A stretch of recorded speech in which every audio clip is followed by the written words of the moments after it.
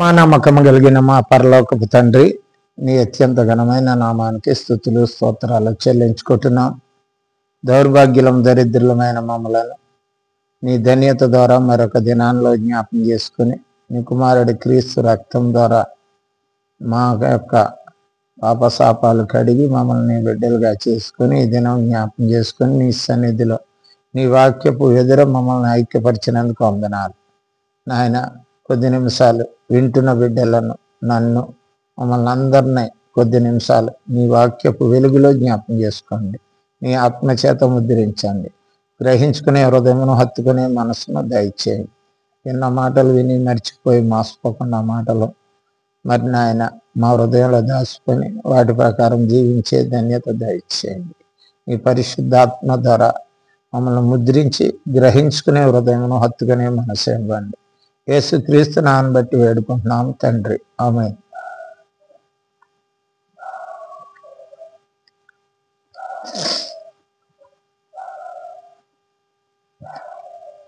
యేసుక్రీస్తు ఎవరు అనే విషయాన్ని మనం జ్ఞాపకం చేసుకుందాం.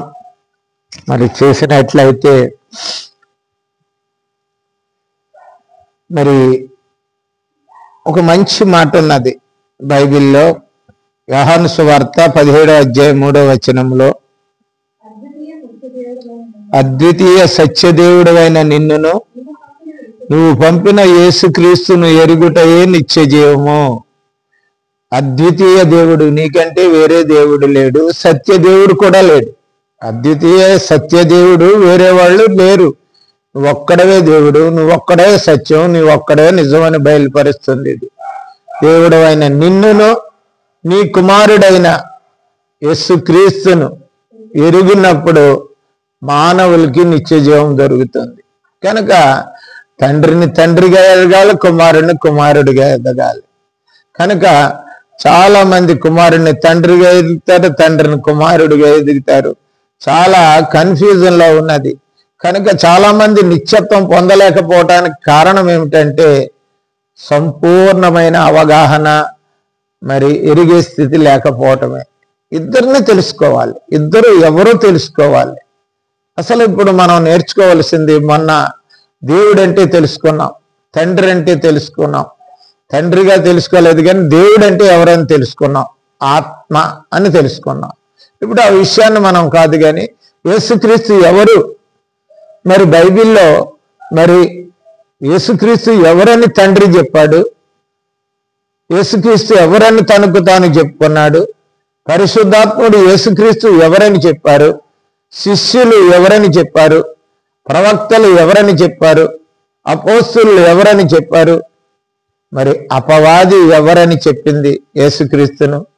లోకంలో ఎవరు చెప్పుకోవడానికి యేసుక్రీస్తును కొంతమంది పాపంతో పుట్టినాడని, అలాగని, అతనికి వంశమే లేదని, అతనికి అసలు పుట్టుకకు అర్థమే లేదని, కల్పితమని చాలాసార్లు చాలా మంది అనుకోవచ్చు. కానీ క్రైస్తవుడు నమ్మవలసింది ఏమిటంటే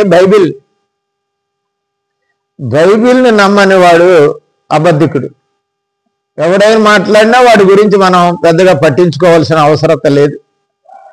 బైబిల్ ప్రకారము ఇది పరిశుద్ధ గ్రంథం ఎందుకయిందంటే దీంట్లో ఉన్నది ఉన్నట్టుగా చెప్పబడ్డది గనక, ఇది సత్యము గనక, ఇది పవిత్రమైన ప్రత్యేకింపబడిన అన్ని గ్రంథాల లాంటి గ్రంథాలు కాదు కానీ, కాలక్షేపణకో దేనికో కాదు కానీ, ఆ యొక్క దేవుని కృప పొంది మానవుడు ఈ లోకంలో ఆయన వాక్యానుసారంగా ఆజ్ఞల ప్రకారం జీవిస్తే మానవుడు ఈ లోకాన్ని నుంచి ఇంకో నిత్యత్వానికి వెళ్తాడని చెప్పడానికే బైబిల్ ఉంది.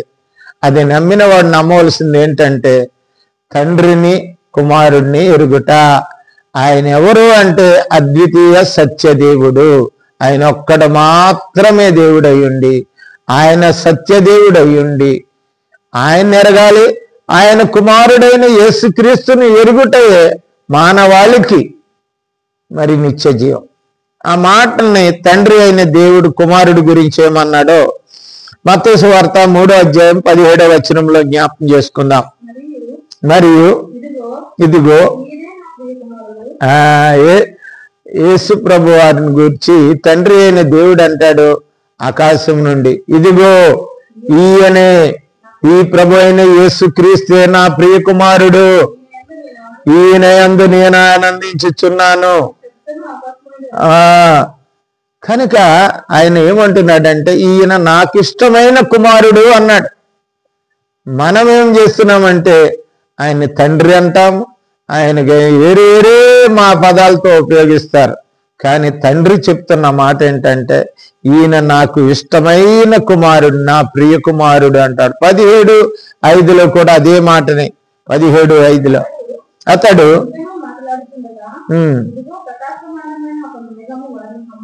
కమ్ముకొనెను. ఆ కొండ మీద వాళ్ళు కలిసినప్పుడు మరి ఆ యొక్క రూపాంతర సమయంలో యేసుప్రభు రూపాంతరం చూసి వాళ్ళు అది చేద్దాం ఇది చేద్దాం, యేసుక్రీస్తు ఎవరో వాళ్ళకి అర్థం కాలేదు. అర్థం కాని పరిస్థితిలో దేవుడు మరి ఆయనకు ఒక శబ్దము మాటనిచ్చాడు, ఒక ఆకాశవాణి ద్వారా మాట్లాడాడు దేవుడు. ఈయన నా ప్రియకుమారుడు, ఈయన యందు నేను ఆనందిస్తున్నాను, మీరు మాత్రం ఈయన మాట వినండి.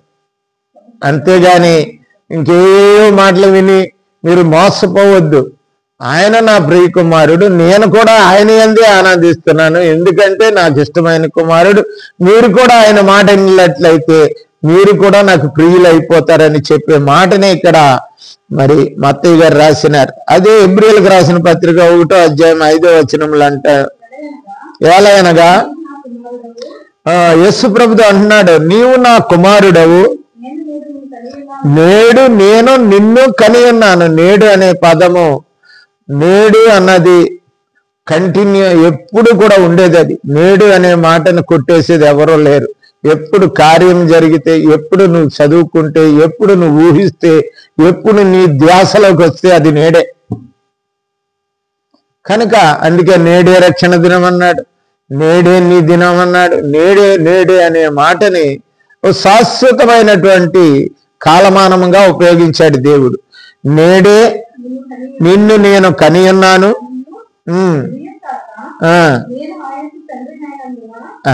ఆయన ఏమంటున్నాడంటే నేను ఆయనకు తండ్రిని అని చెప్తున్నాడు. కనుక మనం గమనించవలసింది ఏంటంటే దేవుడే నా కుమారుడు నేను కన్నాను అని చెప్తే వేరు వేరే మాటలతో మాట్లాడుతున్న వాళ్ళు ఈ లోకంలో చాలా మంది ఉన్నారు. అదే హెబ్రీయులకు రాసిన పత్రిక 5:5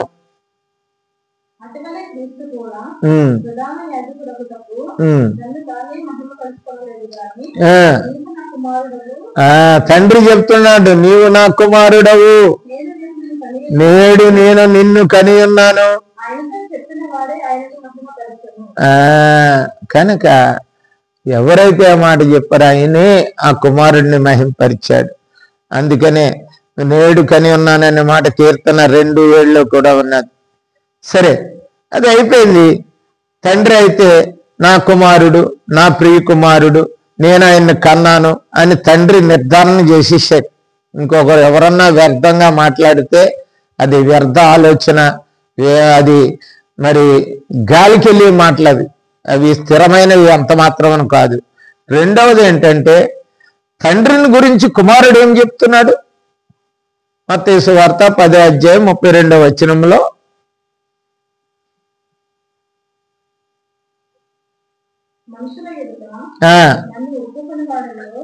మనుషుల ఎదురా నన్ను ఒప్పుకొని వాడేవాడు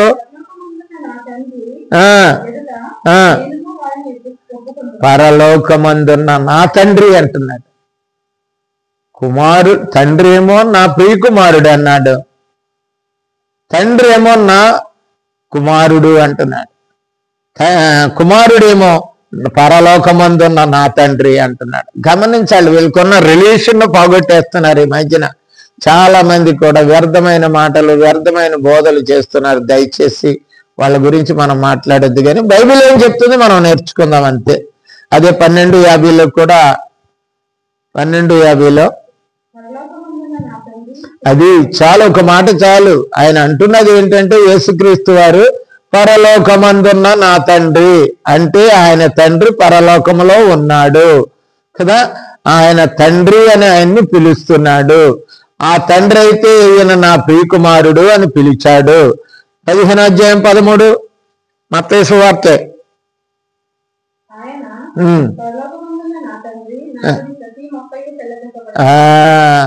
కనుక అక్కడ కూడా పరలోకమందున్న మా తండ్రి అంటున్నాడు. కనుక మానవుడు అనలేకపోతున్నాడు. నన్ను గన్నావనే మాట మర్చిపోయి ఎవడెవడికో పుట్టినట్టు ఎలాగో వాడేదో సృష్టిలో నుంచి చూడుబడినట్టు మాట్లాడతాడు. కానీ ప్రభు అయిన యేసుక్రీస్తు నీకు మాదిరిగా ఆ మాట నుంచిపోయాడు. పరలోకమందున్న మా తండ్రి అని పిలవండిరా మీరు.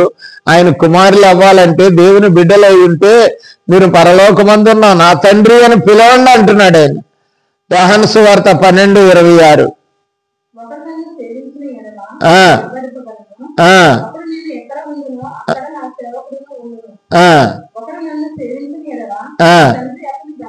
నా తండ్రి అతన్ని గణపరచను. నా దగ్గరికి వచ్చి ఎవడైనా నా సేవ చేసి, నా వాక్యం చెప్పి, నా బోధ చేసి, నా పరిచర్యలో పాలు పంపులు పొందితే నా తండ్రి ద్వారా ఆశీర్వాదాలు దొరుకుతాయి. 14:21 యోహాను సువార్త. ఒక మాట సరిపోద్ది మనకి, వివరణ అవసరం లేదు. కానీ నా తండ్రి వద్దకు నేను ఎక్కడికి వెళ్ళిపోతున్నాను? తండ్రి దగ్గర నుంచి వచ్చాను, తండ్రి దగ్గరికి వెళ్ళిపోతున్నాను. ఇది లోకము అర్థం చేసుకోలేని స్థితిలు ఇవి అన్నీ. 15:8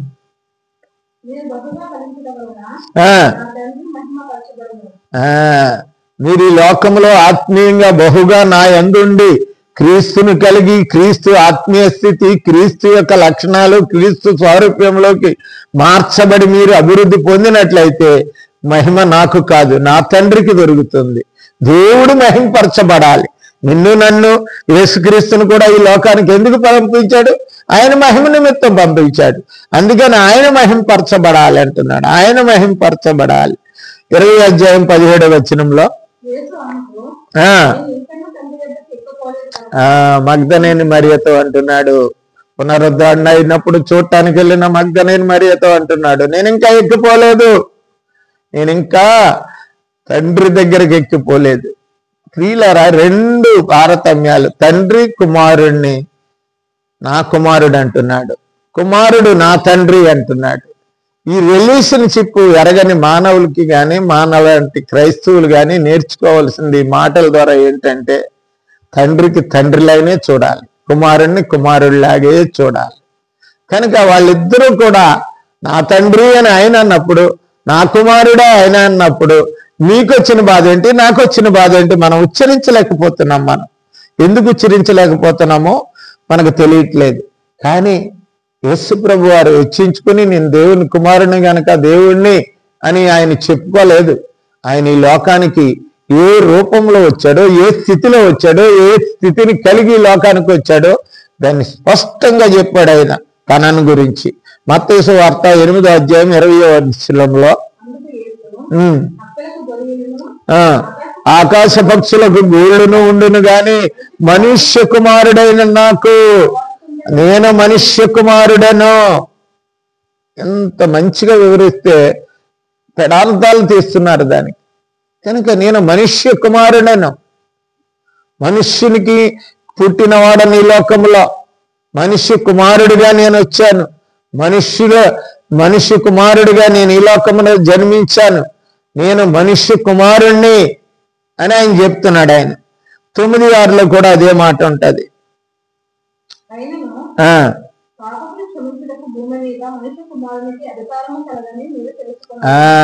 కానీ ఆయన నాకు ఒక అధికారం ఉన్న తర్వాత విషయం, కానీ నేను మనిషి కుమారుణ్ణి అని చెప్తున్నాడు. కనుక అధికారం గురించి, దాని పాపాల గురించి, దాని గురించి తర్వాత మాట్లాడదాం. ఈయన ఇంతకీ చెప్పేది ఏంటంటే, నేను మనిషి కుమారుణ్ణి అని చెప్తున్నాను. 12:8 చూడండి మత్తయి సువార్త.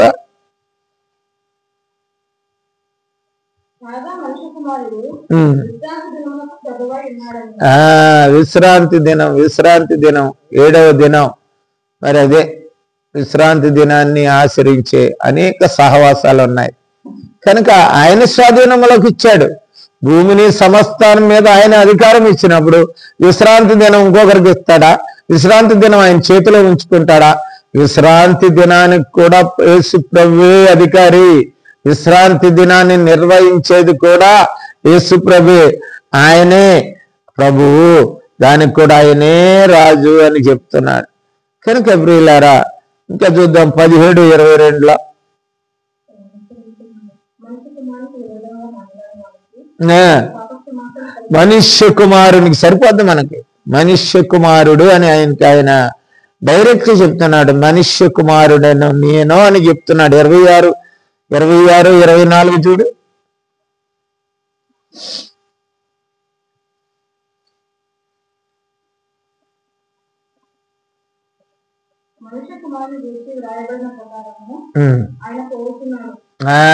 ఆయన చెప్పి వెళ్ళేటప్పుడు అన్నాడు మనిషి కుమారుడు, మనిషి కుమారుడు. ఎందుకు ఇవి చదువుకుంటున్నాం, ఎందుకు మళ్ళీ రిపీట్ చేస్తున్నాం అంటే, మనము బైబిల్లో చూస్తున్న ప్రకారం మనం ఉచ్చరించటం నేర్చుకోవాలి.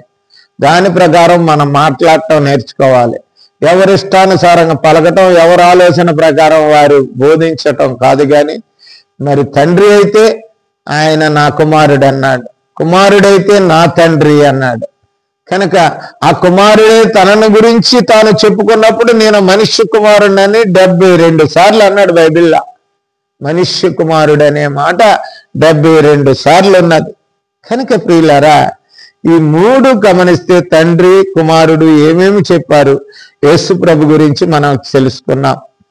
మరి ఈ క్రీస్తు కూడా తండ్రిని తండ్రి అని పిలిచాడు. ఆయన నా కుమారుడు అని అన్నాడు. ఈయన నేను మనుష్య కుమారుడికి పుట్టాను అంటున్నాడు. కనుక పరిశుద్ధాత్ముడు ఏమన్నాడు మరి యేసుక్రీస్తు గురించి? రోమియోలకు రాసిన పత్రిక 1వ అధ్యాయం 7వ వచనం కిందన చూడమ్మా. యేసుక్రీస్తు అన్నమాట.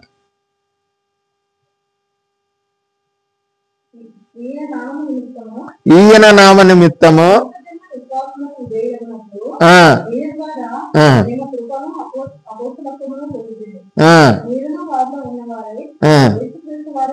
యేసుక్రీస్తు వారుగా పరిశుద్ధాత్మ చెప్తున్నాడు. మీరందరూ కూడా యేసుక్రీస్తు వారుగా ఉండాలి అని అంటున్నాడు. పరిశుద్ధాత్మ క్రీస్తుగానే వర్ణించాడు కదా. క్రీస్తుని క్రీస్తుగానే పరిశుద్ధాత్మ బయలుపరుస్తున్నాడు, చెప్తున్నాడు. రోమాపత్రిక 8వ అధ్యాయంలో 29లో చూడండి. 29లో ఎందుకనగా తన కుమారుడైన యేసుక్రీస్తు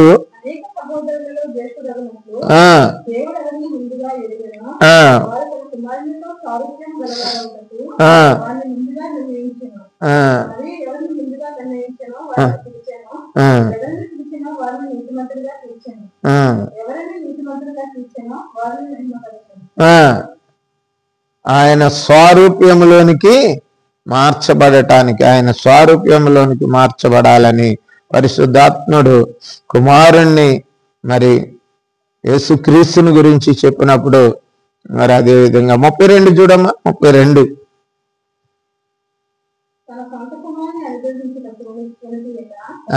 ఆయన ఏమంటున్నాడు? దేవుని సొంత కుమారుడు యేసుక్రీస్తు వారని పరిశుద్ధాత్ముడు చెప్తున్నాడు. ఆయన సొంత కుమారుడు.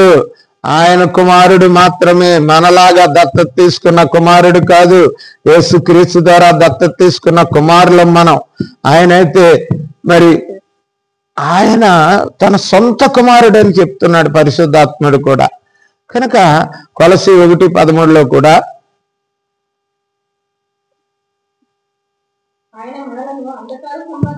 ఆయన మనలను అంధకార సంబంధమైన అధికారములో నుండి విడుదల చేసి తన కుమారుడని తండ్రి తన కుమారుడని చెప్తున్న మాట ఇక్కడ మనకి పరిశుద్ధాత్ముడు చెప్తున్నాడు పౌలు గారి ద్వారా కొలసీ సంఘంతో మాట్లాడుతూ తన కుమారుడు అంటున్నాడు.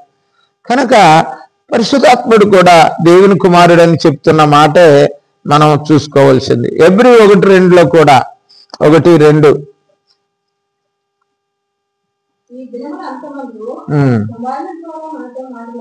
అది దేవుని కుమారుడితో మాట్లాడాడని పరిశుద్ధాత్ముడు మనకు చెప్తున్నాడు.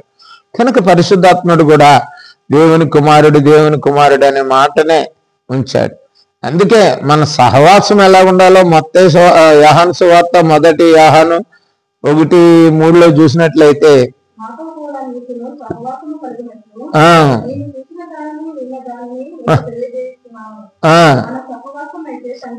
తండ్రితో కూడాను ఆయన కుమారుడైన యేసుక్రీస్తుతో కూడాను ఉన్నది. కనుక ముగ్గురు కలిసినట్టుగా అక్కడ పరిశుద్ధాత్ముడు ముగ్గురిని కలిపి మాట్లాడుతున్నాడు. కనుక వారు ఏక కుటుంబముగా ఉన్నారు.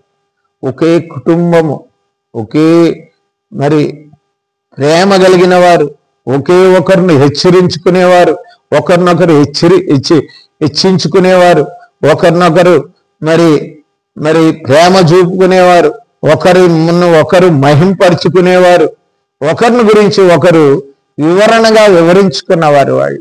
కనుక దాన్ని విడగొట్టి ఇది అనటానికి కానీ నేను ఒక్కదాన్నే పట్టుకుంటాను, నేను ముగ్గురిలో నాకొద్దు, ఒకరితోనే సంబంధం అనుకునే వాళ్ళు కూడా ఈ రోజుల్లో చాలా మంది ఉన్నారు.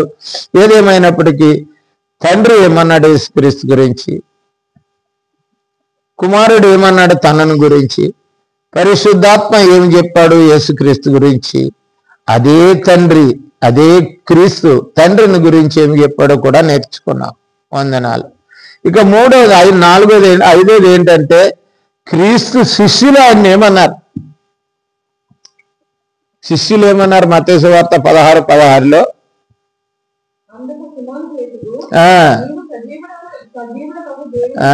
అరే నువ్వు ఏమనుకుంటున్నారు నన్ను, అసలు మీరు లోకం ఏమనుకుంటుంది, వాళ్ళు ఏమనుకుంటున్నారు, వీళ్ళు కొంతమంది యోహాను అనుకుంటున్నారు, కొంతమంది ప్రవక్తల్లో ఒకడు అనుకుంటున్నారు, ఏలి అనుకుంటున్నారు అని చాలా మంది చాలా విషయాలు శిష్యులు చెప్పారు. అప్పుడు వెంటనే పేతురు తన అభిప్రాయాన్ని బయలుపరిచాడు. నీవు సజీవుడువైనా దేవుని కుమారుడు అయినా, క్రీస్తు డైరెక్ట్ చెప్పాడు, నీవు సజీవుడవు, ఎప్పుడు నువ్వు కూడా ఉంటావు. సజీవుడవైన దేవుని కుమారుడు అయిన క్రీస్తు అని సాక్ష్యం ఇచ్చారు. కనుక మనం బైబిల్లో ఉన్న మాటలు తప్పించి వేరే మాటలు ఉపయోగించకూడదు. ఎవ్వరు కూడా ఉపయోగిస్తే అది మీకు వ్యర్థం అయిపోతుంది, మన జీవితానికి ఏమి కాదు, అబద్ధికులుగా మనల్ని మాత్రం అది చేస్తుంది. అట్లాగే దెయ్యాలు ఏం చెప్తున్నాయి? దెయ్యాలు యేసుక్రీస్తుకి విరోధంగా చెప్తున్నాయా? ఏమంటున్నాయి దెయ్యాలు? మానవులే దెయ్యాల కంటే విపరీతంగా మాట్లాడుతున్నారు, కానీ దెయ్యాలు నిజమే మాట్లాడాయి, దెయ్యాలు సత్యమే చెప్పినాయి. దెయ్యాలు కూడా యేసుక్రీస్తు గురించి సత్యమే చెప్తున్నాయి. చూడండి మత్తయి సువార్త 4:3, 6.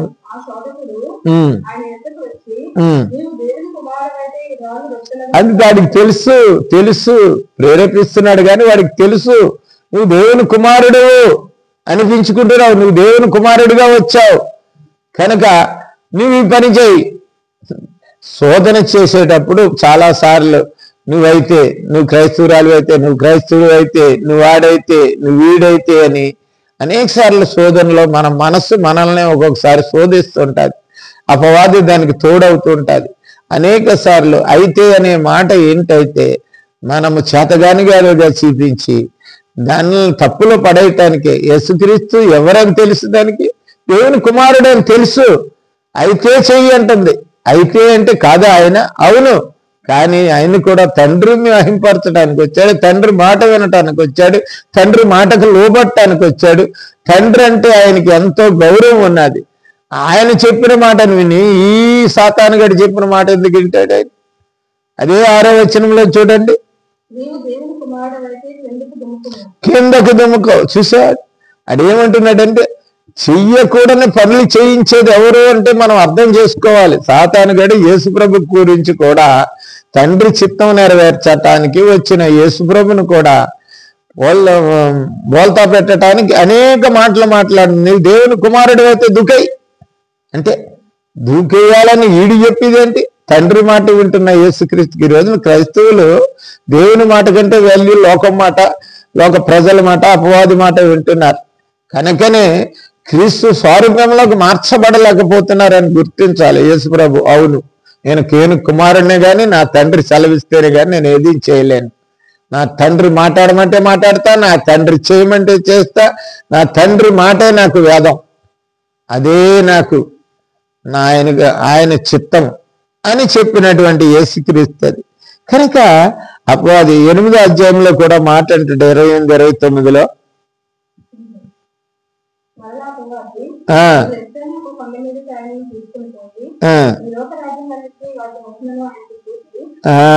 ఏమంటుంది? ఈ లోకరాజ్యాలు చూడు ఎలాగున్నాయో, ఇవన్నీ అధికారం నేనే అధికారిని, లోకాన్ని అధికారం చేస్తున్నది నేనే. నా మాట ద్వారానే నడుస్తుంది, నా పరిపాలనలోనే నడుస్తున్నారు, నా మాట ప్రకారమే ఈ లోకం జీవిస్తుంది. ఈ లోకం నీకు కావాలని వచ్చినావు కదా, నీవు చేసుకోవాలి, నువ్వు రాజుగా ఉండాలని వచ్చినావు. నీవు ఈ లోకం కావాలంటే నా చేతిలో ఉన్న రాజ్యం నీకు ఇచ్చేస్తాను కనుక ఇవన్నీ నీకు ఇచ్చేస్తాను, నాకు ఒక్కసారి దండం పెట్టే, నాకు ఒక్కసారి మొక్కై చాలు, ఇవన్నీ నీకే పరం చేసేస్తాను అంటుంది. కనుక ప్రియులారా, నీవు దేవుని కుమారు 29లో చూడమ్మా, అక్కడే 8:29.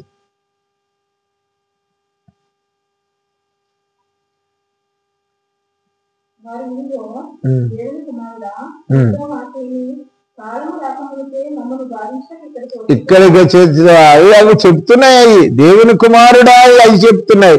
ఈ మనుషులు చెప్పలేకపోతున్నారు దేవుని కుమారుడా అని.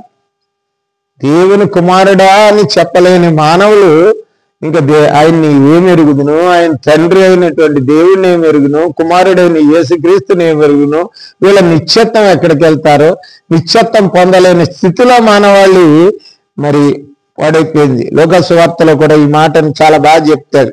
లోక సువార్త 4వ అధ్యాయము 33, 34.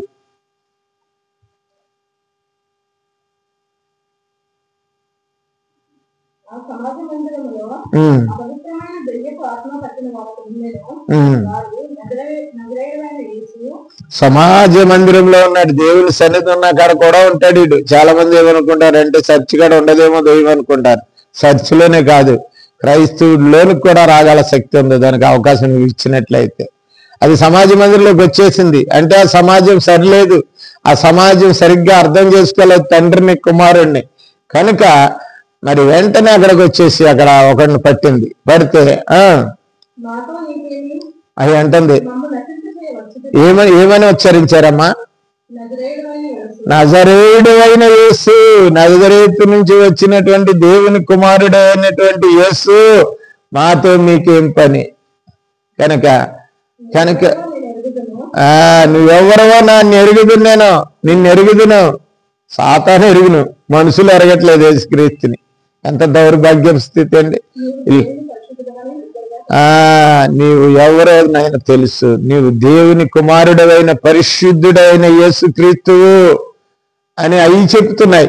కానీ ఈ దౌర్భాగ్యులు యేసుక్రీస్తు మీద నింద బురద జల్లి ఏదో అపహాస్యం చేస్తున్నారు. వీళ్ళు ఎరగకపోతే నిత్య జీవం కోల్పోతారు. కానీ క్రైస్తవులు అయిన చాలా మంది కూడా యేసుక్రీస్తుని ఎరగక, తండ్రిని ఎరగక, ఎవరు యేసుక్రీస్తు అని ఎరగక మరి లోకంలో జీవిస్తున్నప్పుడు అపవాది సహితం 47 చూడమ్మా.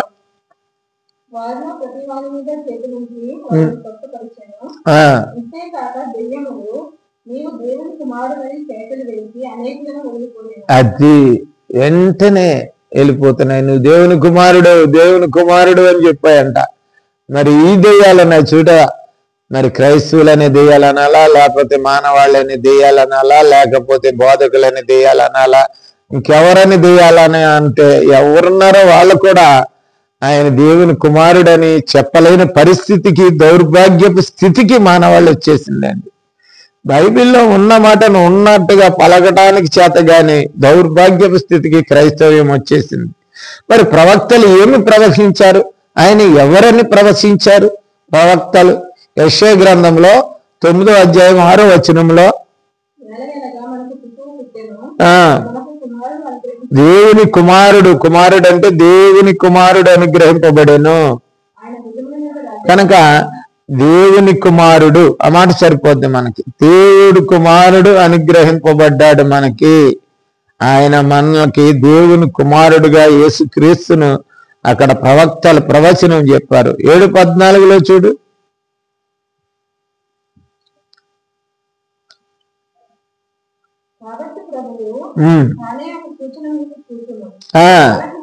ఆలకించుడి, కన్య గర్భవతి అయి దేవుని కుమారుని కనెను. ఆ కుమారుడు ఎవరు అని అంటే మరి దేవుని కుమారుడు, కన్యకకు జన్మించిన కుమారుడు దేవుని కుమారుడు, పరిశుద్ధుడు. ఆయన పరిశుద్ధుడు. దెయ్యాలు ఒప్పుకున్నాయి, ప్రవక్తలు ఒప్పుకున్నారు, ప్రవక్తలు ప్రవచించారు. యేసు ప్రభు గురించి అనేక ప్రవచనాలు ఉన్నాయి. ఈ 2-3 చూసుకున్నాం మనం. అనేక ప్రవచనాలు ఉన్నాయి. కనుక ఆఖరిగా మరి అపోస్తులు ఏమన్నారు ఆయన గురించి అంటే, కొరింథీ పత్రికలో అపోస్తుడైన పౌలు కొరింథీ పత్రిక రాస్తూ 8వ అధ్యాయం 5వ వచనం 6వ వచనంలో దేవతలు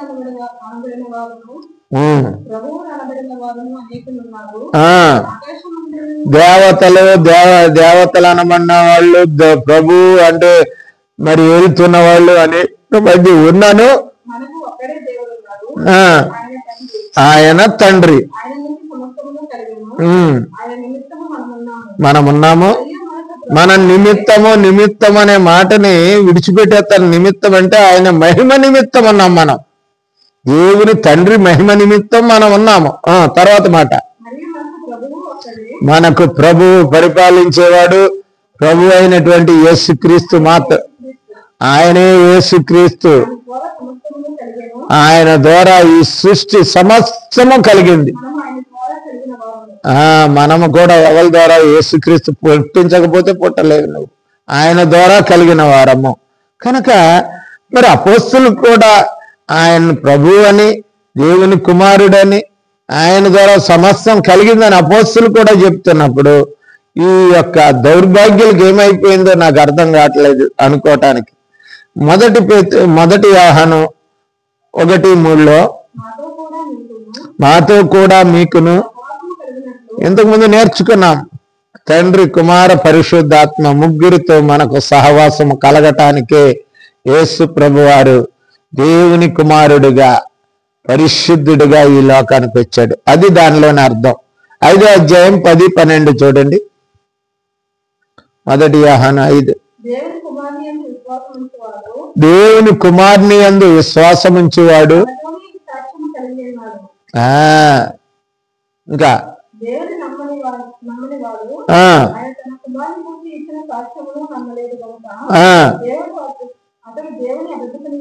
చేసినాడు. తండ్రి నమ్మాలి, కుమారుని నమ్ము, లేకపోతే అబద్ధకుడు నువ్వు. తండ్రిని తండ్రిగా నమ్ము, కుమారుని కుమారుడిగా నమ్ము.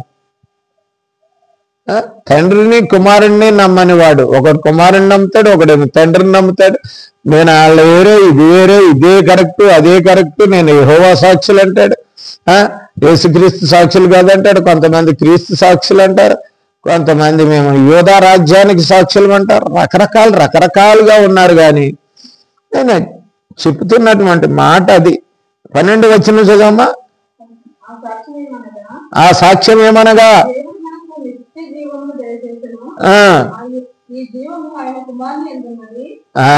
అది ఆ మాట నేర్చుకోవాలి. నీకు జీవం కావాలంటే ఇప్పుడు నీవు యెహోవానే ఎరుగుదును అనుకుంటున్నాడు, కానీ ఆ దేవుడే దయచేసినటువంటి జీవం ఎక్కడుందంటే ఆయన కుమారుడైన యేసు ప్రభునందు ఉన్నది. యేసు ప్రభు నువ్వు ఆశ్రయించి ఆయన నమ్ముకుని ఆయన ద్వారా నువ్వు రక్షణ పొందాలి. కానీ నేను ఒకటే ఎరుగుదును, అదే ఎరుగుదును, ఇదే ఎరుగుదును అని చాలా మంది. ఇంకో మాట ఉంది అక్కడ, అది దేవుని కుమారుడిని అంగీకరించేవాడు జీవము గలవాడు, జీవము లేనివాడు. జీవము అనగా ఏంటంటే నిత్య జీవము, నిత్య జీవార్హత. నిత్య జీవార్హత లేనివాడు. కనుక ఆఖరిగా 2 మాటలు ఉన్నాయి, చూసుకుందాం. 2వ అధ్యాయం 22వ వచనం 23వ వచనం. మొదటి యోహాను పత్రిక.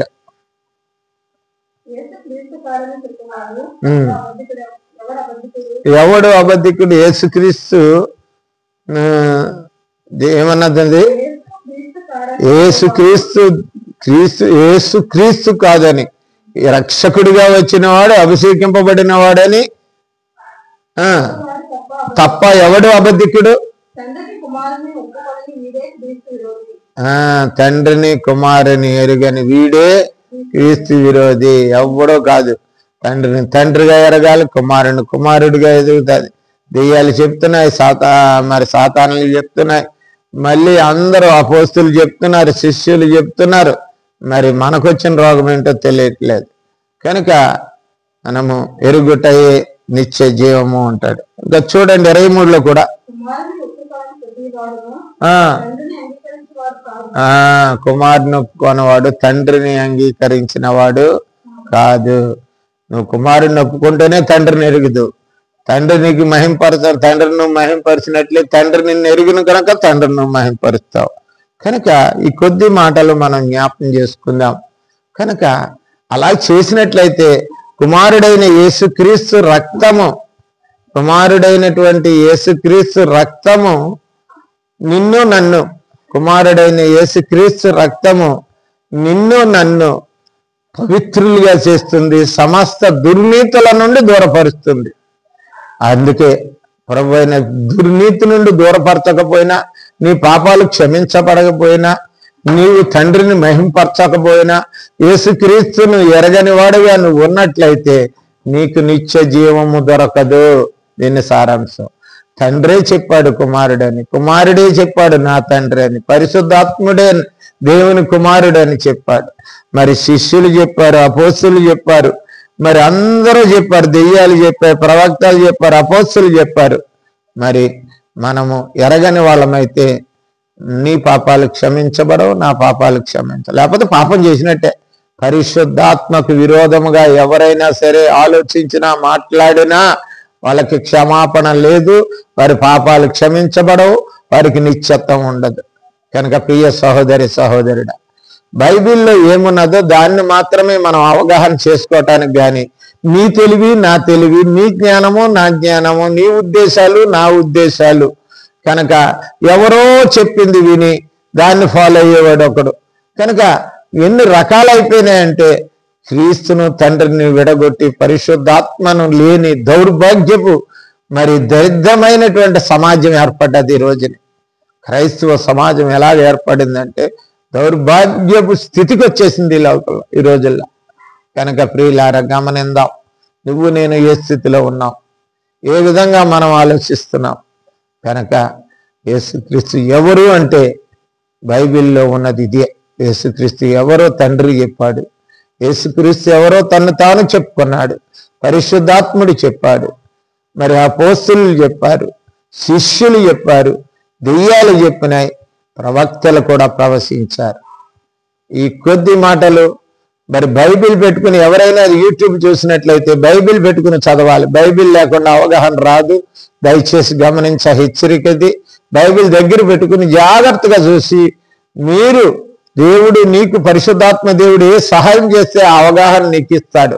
కనుక నీలో ఉన్న పరిశుద్ధాత్మ యొక్క స్థితిని బట్టి నీకు ఈ మాటలు అవగాహన ఇస్తాడు. కనుక బైబిల్ పెట్టుకోకుండా ఎవరు ఈ వాక్యాన్ని వినొద్దు. దయచేసి ఈ వాక్యాన్ని విన్నప్పుడు బైబిల్ పెట్టుకోవాలి.